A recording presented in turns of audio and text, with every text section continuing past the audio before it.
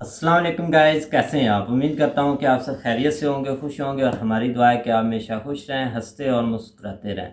मेरा नाम है रहमान अनवर और मैं हूं मोहम्मद सुहेल। और मैं हूं ज़फ़र इकबाल। और आज हम जिस वीडियो पर रिएक्ट करने जा रहे हैं, इस वीडियो का टाइटल है Indian Army life in Siachen glacier. तो चलो सबसे पहले वीडियो देखते हैं। अगर वीडियो पसंद आए तो लाइक सब्सक्राइब ज़रूर कीजिएगा और कमेंट में अपनी राय का इज़हार ज़रूर कीजिएगा। तो चलो वीडियो करते हैं शुरू। सियाचिन ग्लेशियर, जिसे ऐसे तो गुलाब की घाटी होना चाहिए, लेकिन इस जगह ने हमारी इंडियन आर्मी की जिंदगी कांटों से भरी बनाई हुई है, क्योंकि यहाँ पर -70 डिग्री सेल्सियस के टेम्परेचर में अगर किसी ने नहाने की जरूरत की तो वो बेहोश तक हो सकता है। इतना ही नहीं, सियाचिन में अगर खुद को सर्दी से बचाने के लिए किसी सैनिक ने अपने कैंप्स को ज्यादा गर्म किया तो ऊंचाई पे ऑक्सीजन की कमी के चलते उनका कैंप भस्म तक हो सकता है। लेकिन इनकी ये मुश्किलें यहीं खत्म नहीं होती, क्योंकि एक तरफ हम ऐसी जगहों पर अपने पैर तक नहीं उठा सकते, वहीं इन्हें कदम कदम पर अपने कंधों पर 30 से 35 किलो का वजन लेकर 20 से 28 दिन चलना पड़ता है ताकि ये ग्लेशियर की ऊंचाई पर पहुंच सके। और इन सभी कठिनाइयों के बाद जानते हो इन्हें खाने के लिए क्या मिलता है? जमा हुआ अंडा, प्याज, अदरक, जिन्हें ये काटते नहीं बल्कि तोड़ते हैं। वेल फ्रेंड्स, मैं हूं गौरव। आज आपको हमारे इंडियन आर्मी की ऐसी ही चैलेंजिंग जिंदगी का आईना दिखाने वाला हूं in our today's video titled Indian Army life in Siachen glacier. दोस्तों, सियाचिन ग्लेशियर में हमारी सुरक्षा में मौजूद इंडियन आर्मी के बारे में जानने से पहले हम ये जान लेते हैं कि आखिर समुद्र से 24,000 फीट की ऊंचाई पर चारों तरफ बर्फ में घिरी हुई इस जगह पे ऐसा क्या हुआ था जिस वजह से हमारी इंडियन आर्मी को यहाँ दिन रात रहना पड़ता है। दरअसल सच्चाई ये है कि सियाचिन ग्लेशियर पे सबसे पहले पाकिस्तान की नजर पड़ी थी और वो इस जगह को देखते ही समझ गया था कि सियाचिन से इंडिया की हर हरकत पे नजर रखना आसान हो जाएगा। लेकिन आजादी के बाद दोनों ही देशों ने शांति और अमल का एग्रीमेंट साइन किया था और इसी वजह से पाकिस्तान डायरेक्टली सियाचिन में नहीं घुस सकता था। इसीलिए उसने 1970 तक चुप चुप के सिर्फ इस ग्लेशियर पे चढ़ने का ही अभियान चलाया। हालांकि अपनी इस हरकत को वो ज्यादा दिन तक गुप्त नहीं रख पाया, क्योंकि 1981 में इसकी खबर इंडियन आर्मी के कर्नल नरेंद्र बुल कुमार को लग गई, जिसके बाद फौरन हरकत में आते हुए इंडियन आर्मी ने कर्नल कुमार को यह ऑर्डर दिया कि वो सियाचिन ग्लेशियर के पूरे इलाके का नक्शा बना ले ताकि उन इलाकों को कब्जा करने में इंडिया को आसानी हो। जैसे ही इंडिया की इस हरकत की खबर पाकिस्तान को लगी, उन्होंने फौरन सियाचिन ग्लेशियर को अपने कब्जे में करने के लिए एक मिशन बनाया, जिसके लिए ग्लेशियर्स की चढ़ाई करते वक्त इस्तेमाल होने वाली चीजों का ऑर्डर उन्होंने लंदन की एक कंपनी को दिया जो पहले से ही इंडिया को ऐसी चीजों का सप्लाई करती थी। और आप तो ये जानते ही हो, इंडिया ने हमेशा सबसे पहले अपना भाईचारा बनाए रखा है। बस इसी भाईचारे की वजह से लंदन की उस कंपनी ने इंडिया को इंफॉर्मेशन दी कि सियाचिन पर पाकिस्तान कब्जा करने जा रहा है। और फिर क्या था? पाकिस्तान को नाकामयाब करने के लिए अप्रैल 1984 में इंडियन आर्मी ने ऑपरेशन मेघदूत चलाया और पाकिस्तान के सियाचिन ग्लेशियर के टॉप पे पहुंचने से एक हफ्ते पहले ही खुद का झंडा वहां पर गाड़ दिया। इसके बाद जब पाकिस्तान सियाचिन की ऊंचाई पर पहुंचा, तब उसने देखा कि इंडिया ने सियाचिन पर तो कब्जा किया है और साथ ही उसके वेस्ट में स्थित सल्टोरो रिज को भी अपने हिस्से में ही ले लिया है, जहां फिलहाल इंडिया के 100 से भी ज्यादा बेस कैंप्स है। हालांकि भारत की इस जीत के बाद भी पाकिस्तान सियाचिन पर अपना दावा करता रहा और इसी वजह से 1984 से 1999 तक दोनों देशों में काफी खून खराबा भी हुआ है। लेकिन एक सच ये भी है कि सियाचिन में गोलियों से ज्यादा मौतें वहां के मौसम की वजह से हुई है, जिसका जिक्र खुद हमारे union minister of defence Rao Inderjit Singh ने 2015 में लोकसभा को एक लेटर लिखते हुए किया था और बताया था कि ऑपरेशन मेघदूत के बाद से अब तक सियाचिन में मौसम की मार ने 869 सैनिकों की जान ले ली है। जवानों की हुई मौत से आपको इस बात का अंदाजा लग ही गया होगा कि सियाचिन ग्लेशियर का तापमान सांसों को भी जमा सकता है। वहां के हालत कुछ ऐसे हैं कि चाहे अंडा हो या प्याज या फिर इंसान की सांसें ही क्यों ना हो, सब कुछ जम जाता है।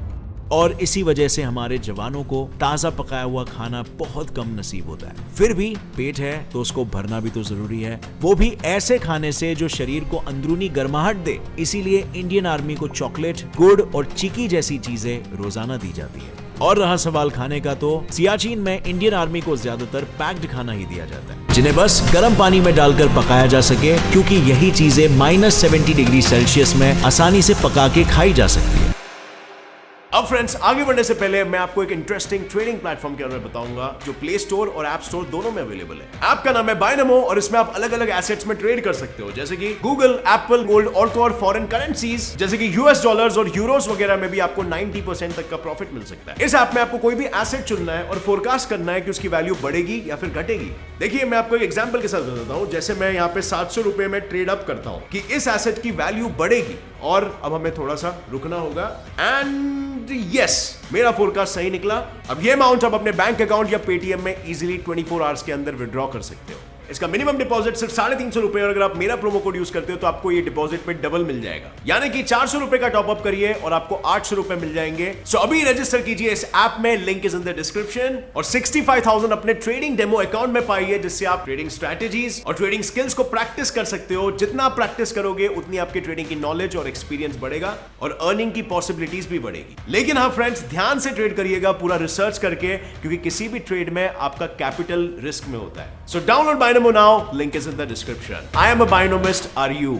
अब अगर आप ये सोच रहे हो कि उसके लिए पानी की जरूरत होती होगी, तो हाँ, बिल्कुल होती है, और इसीलिए तो बेचारे बर्फ को पिघलाकर उसका ही इस्तेमाल करते हैं, फिर चाहे उन्हें पानी पीना हो या अपने लिए कुछ बनाना हो। अगर साइंटिफिकली देखा जाए ना, तो इंसान जितनी ज्यादा हाइट पे होता है, उसे अपने बॉडी में एनर्जी लेवल बनाए रखने के लिए उतनी ज्यादा कैलोरीज की जरूरत होती है। लेकिन दुर्भाग्यवश हमारे सोल्जर्स के साथ चाह कर भी ऐसा नहीं हो पाता। उल्टा कई बार बेस कैंप से पकाया हुआ जो खाना आता है ना, वो भी बीच रास्ते में ऐसे ही जम जाता है, और सैनिकों तक पहुंचते पहुंचते उसमें कोई स्वाद ही नहीं बचता। और रहा सवाल इंडियन आर्मी की ट्रेनिंग और उनकी लाइफस्टाइल का, तो आई एम श्योर अब तक आप जान ही गए होंगे कि सियाचिन ग्लेशियर में रहना बच्चों का खेल बिल्कुल नहीं है। यहाँ काम करने के लिए शारीरिक तंदुरुस्ती और जज्बात दोनों का फिट रहना बेहद जरूरी है। इसीलिए तो यहाँ पोस्टिंग से पहले सभी जवानों की लगभग 5 हफ्तों तक स्पेशल ट्रेनिंग होती है, जिसमें शुरू के कुछ दिन उन्हें कश्मीर में सिर्फ ये सिखाया जाता है कि सियाचिन में उन्हें माउंटेन क्लाइंबर्स की तरह अपनी जिंदगी बितानी है। इसके बाद जब सैनिक ये लाइफ स्किल सीख लेते हैं, तब उन्हें सियाचिन बेस कैंप लाया जाता है,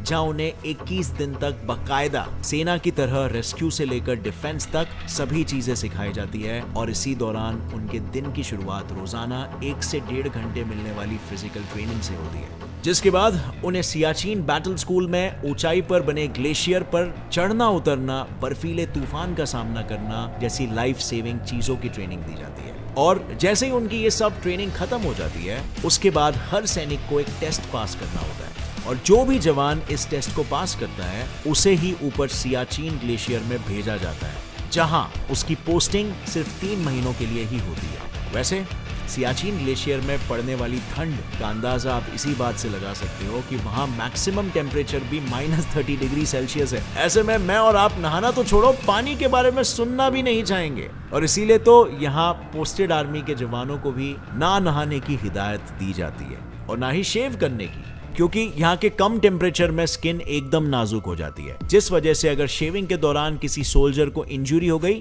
तो उसका वो घाव भरने में जरूरत से ज्यादा वक्त लग जाएगा। सिर्फ यही नहीं, पोस्टिंग के बाद जितने भी सैनिक सियाचिन में रह रहे होते हैं ना, उन पर हर पल जान का खतरा मंडरा रहा होता है, क्योंकि इस बर्फीले रेगिस्तान में कौन सी जमीन कब धंस जाए, कब कहां से कौन सा तूफान आ जाए, ये कोई नहीं कह सकता। और इसीलिए यहाँ पर सभी सैनिक खुद को एक रस्सी से बांधकर ही कहीं भी आते जाते हैं, ताकि ऐसी कोई भी सिचुएशन में वो एक दूसरे की मदद कर सके। बट फ्रेंड्स, अभी आपको अंदाजा ये तो हो ही गया है कि क्या खतरनाक जगह, अलग लेवल खतरनाक। बट इनकी ये समस्याएं यहीं पर खत्म नहीं होती, क्योंकि सियाचिन बेस कैंप से ऊपर ग्लेशियर तक इंडियन आर्मी को महीने का राशन सिर्फ कुछ ही सेकंड्स में मिलता है। मतलब सियाचिन के मौसम और वहां चलने वाली 160 किलोमीटर प्रति घंटे की हवा में किसी भी हेलीकॉप्टर को उड़ा पाना मुश्किल है, और इसीलिए वहां पर खास हेलीकॉप्टर चीता को उड़ाया जाता है, जो महीने में एक ही बार सिर्फ 30 सेकंड के लिए ऊपर बनाए गए हेलीपैड पर रुककर राशन डिलीवर करता है, ताकि उनके किसी भी मूवमेंट की भनक दुश्मन को ना लगे। पर अब अगर आपको लग रहा है कि सियाचिन ग्लेशियर में रहने वाले सैनिकों की मुसीबतें सिर्फ यहीं तक है, तो मैं बता दूं, ऐसा भी बिल्कुल नहीं है, क्योंकि सियाचिन में इंडियन आर्मी को दुश्मन के साथ साथ मौसम से भी दो हाथ करना पड़ता है, जिसमें कई बार सिचुएशन ऐसी खराब हो जाती है कि नींद में ही ऑक्सीजन की कमी से सैनिक की मौत हो जाती है। और इसीलिए यहाँ रहने वाले हर सैनिक को अपने कदम बहुत फूंक फूंक कर रखना पड़ता है, सावधानी के साथ लंबी सांसें लेते हुए। क्या पता कब कौन सी लापरवाही उनकी जान ले ले। लेकिन ऐसा नहीं है कि ये समस्या सिर्फ सैनिकों तक ही सीमित है, क्योंकि ये सैनिक अपना घर परिवार छोड़कर हमारी हिफाजत के लिए बर्फ के ऐसे रेगिस्तान में रह रहे हैं जहां उनका मरना भी हमारे लिए किसी श्राप से कम नहीं है। इसीलिए तो इनकी जिम्मेदारी भारत सरकार ने उठा रखी है और वो रोजाना सियाचिन ग्लेशियर पर मौजूद 3000 से ज्यादा सैनिकों पर 6 करोड़ रुपए खर्च करती है, ताकि उन लोगों तक खाना पीना और जरूरत की सभी चीजों को पहुंचाया जा सके। केवल इतना ही नहीं, इन सैनिकों को बर्फीली हवा और दुश्मनों से सुरक्षित रखने के लिए इंडियन गवर्नमेंट ने इनके लिए 7,500 करोड़ के माउंटेनियरिंग इक्विपमेंट भी खरीदे हैं, जिससे उन्हें पहाड़ चढ़ने उतरने में और दुश्मनों से लड़ने में मदद मिलती है। हालांकि भाई लोग, ये सभी चीजें बस यही सवाल उठाती है कि आखिर क्यों सियाचिन ग्लेशियर इंडिया के लिए इतना जरूरी है, जिस वजह से सरकार ने वहां जानलेवा परिस्थितियों में भी हमारी सेना को तैनात करके रखा है। दरअसल आप लोग तो जानते ही हो, आजादी के बाद से ही इंडिया और पाकिस्तान के बीच दुश्मनी का माहौल रहा है। इसीलिए शांति और अमल बनाए रखने के लिए 1949 में कराची एग्रीमेंट और 1972 में शिमला एग्रीमेंट, दोनों ही देशों ने ये तय करते हुए साइन किया था कि काराकोरम की पहाड़ियों के पास मौजूद सियाचिन ग्लेशियर में कोई भी देश घुसपैठ नहीं करेगा। लेकिन जैसे हमने पहले डिस्कस किया, क्योंकि भारत नहीं चाहता था कि काराकोरम की पहाड़ियों में एलओसी के खत्म होते ही एक तरफ NJ 9842 जो पाकिस्तान के बाल्टिस्तान का एंड पॉइंट है और दूसरी तरफ जो चाइना के अक्साई चीन का पॉइंट है, वो किसी भी हालत में सियाचिन की वजह से एक हो जाए। और ऐसा इसीलिए क्योंकि अगर दोनों में से किसी भी देश ने सियाचिन पर कब्जा कर लिया तो उसके लिए हमारी हर हरकत पर नजर रखना तो आसान हो ही जाएगा। साथ ही ये दोनों देश अपने राजनीतिक रिश्तों की वजह से एक साथ इंडिया पर हमला भी कर सकते हैं, और ऐसा होने पे इंडिया के लिए अपने दो दुश्मनों से एक साथ लड़ना थोड़ा मुश्किल हो जाएगा। इसी वजह से इंडियन आर्मी को सियाचिन में खराब हालातों में भी तैनात किया गया है, ताकि वो दोनों ही देशों में जन्मी इस दूरी को ऐसे ही बनाए रखे। और साथ ही सियाचिन ठहरा दुनिया का सबसे बड़ा और ऊंचा बैटलफील्ड, जहां से भारत के लिए अपने दोनों पड़ोसी देश की हरकतों पर नजर रखना भी आसान हो जाता है। इन्हीं सब वजहों से हमारी आर्मी को सियाचिन में रूह जमा देने वाली ठंड में भी रहना पड़ता है। किंतु इसमें कोई दो राय नहीं है कि हमारी सरकार सियाचिन में रह रही इंडियन आर्मी के हालात को सुधारने की काफी कोशिशें कर रही है। लेकिन यहाँ जो चीज सबसे ज्यादा जरूरी है ना, वो है हमारे सैनिकों की सुरक्षा। देखा जाए तो इंडिया पाकिस्तान की ये लड़ाई कब खत्म होगी ये तो कोई नहीं जानता, लेकिन क्या ऐसे ही हर बार सियाचिन में रह रहे हमारी सेना के लोगों की जान महज ठंड के वजह से जाती रहेगी? क्या गवर्नमेंट कुछ और नहीं कर सकती ये सबको रोकने के लिए? आपका क्या ख्याल है इस मामले में? मुझे नीचे कमेंट्स में जरूर बताना अगर आपके पास कोई अच्छा आइडिया हो तो। साथ ही अगर आप भी इंडियन आर्मी के इस जज्बे को सलाम करते हो तो इस वीडियो को लाइक करो और अपने सभी फ्रेंड्स के साथ शेयर करो और फैमिली मेंबर्स के साथ भी, ताकि उन्हें भी पता चले सियाचिन ग्लेशियर में इंडियन आर्मी की लाइफ कैसे होती है। और फ्रेंड्स, ऐसे इंटरेस्टिंग और नॉलेजेबल वीडियोस आगे देखते रहने के लिए सब्सक्राइब कर लो इस channel gets it fly fact को और बेल नोटिफिकेशन दबा दो, ताकि आगे आने वाली हमारी कोई भी वीडियो को आप मिस ना कर सको। With that said, as always stay curious, keep learning and keep growing. जय हिंद। हाँ जी गाइस, तो जैसा कि आप वीडियो देख रहे थे तो वीडियो भाई काफ़ी इंटरेस्टिंग थी और बहुत ही अच्छी थी, एक गौरव की। और सियाचिन की बात की जाए तो वहाँ पर भी रहना बहुत मुश्किल है, जैसा कि वो वीडियो में आप ही देख ही रहे हैं कि उन्होंने एक चीज़ बताई है कि एक वहाँ पर खाना जैसा मिल रहा है, वहाँ का रहन सहन कैसा है, वहाँ पर नहाना नहीं, नहाते तो बहुत कम है भाई, इतनी सर्दी देख लें कि भाई नहाना कैसे है वहाँ, पता नहीं वो रह कैसे रहे हैं। बस यही कि अपने देश के लिए भाई, उनकी मोहब्बत में उनके लिए वो सब कुछ कर रहे हैं, लेकिन ये है कि वहाँ पर रहना भाई बहुत ही मुश्किल है, इतना आसान नहीं। अगर कोई बंदा बोले ना कि भाई आसान है तो वो तो उसकी भाई गलत फैमिली है कि वो बोले कि ये भाई आसान है यहाँ पर, कि वहाँ पर वो भाई खाना भी जमा हो, अंडे के भाई बर्फ़ के मिल रहे हैं, अदरक भी जमा हुआ मिल रहा है, सब कुछ भाई जमा हुआ मिल रहा है। बस भाई ज़ाहिरी बात है, अगर इतनी ठंड है तो अर्शे जमी होगी ना, और रहना तो काफ़ी मुश्किल होता है, क्योंकि काफ़ी जवान शहीद भी हो चुके हैं हमारे भी, और उधर भी हाल ही में पाकिस्तान के जो जवान थे उन पर एक चोटी ऊपर से गिरी थी, वो भी शहीद हो गए।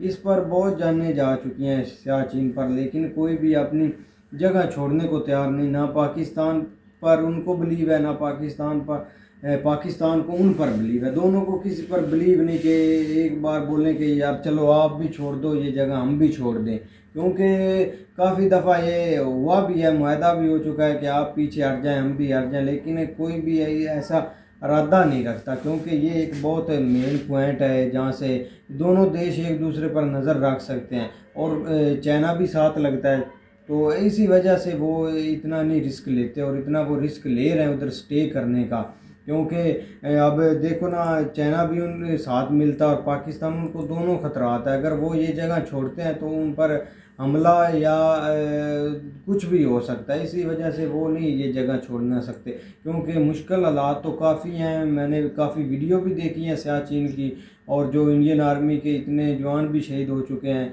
तो कोई तो ठंड में ही शहीद हो गया भाई, अपना ड्यूटी पर खड़ा खड़े ही बस वो चल बसा, तो कोई बीमारी की वजह से, कोई उधर बीमारी भी है अब लग जाती है, तो इतना इलाज भी आप नहीं सुकून से करा सकते, क्यों ठंडी बहुत ज़्यादा ठंडी बहुत ना। होती है, और बहुत मुश्किल हालात हैं उधर सियाचिन पर, और इनको तो भाई चाहिए कि पीछे हट जाए ये भी और वो भी, और इस जगह को छोड़ दे, और जो होने वाला नहीं है आई थिंक। नहीं, ऐसे कोई भी नहीं करता, क्योंकि उनको भी पता है कि क्योंकि पहले अब आप देख लें कि एक जब मुआहदा हो चुका है तो आप उस मुआहदे के तोड़ ही क्यों रहे हैं। आहिस्ता आहिस्ता छुप छुप कर आप जा रहे हैं वहाँ पर, अपने अपने पैर जमाने लगे हैं। तो ऐसा करना बिल्कुल एक गलत था, बहुत ही गलत डिसीजन था कि अब देख लें कि खुद भी वहाँ पर फंसे हुए हैं, उनको भी फंसाया हुआ है। यही बेहतर था कि वो भी अपना सुकून से बैठते, ये भी सुकून से बैठते।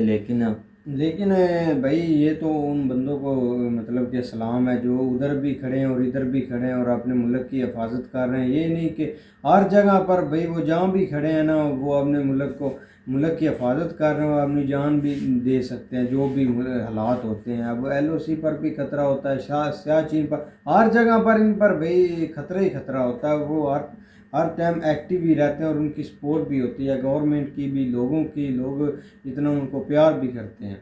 बिल्कुल भाई।